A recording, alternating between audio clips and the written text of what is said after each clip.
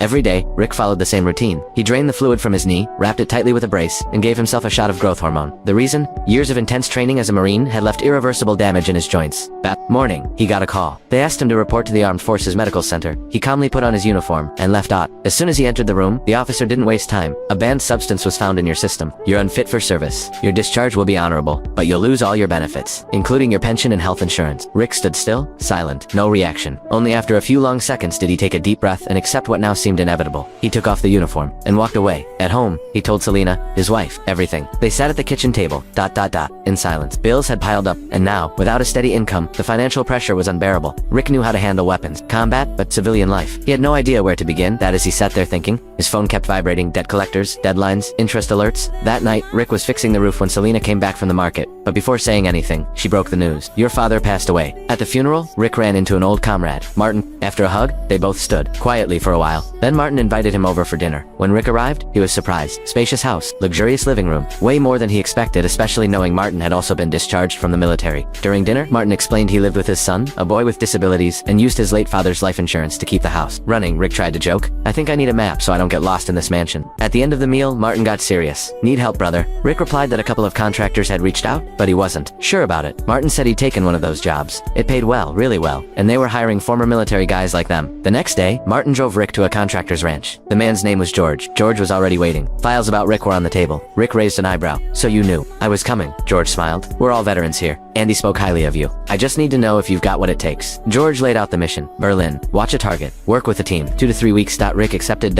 Before even getting started, he was handed a $50,000 check for the first time in a long while. He smiled.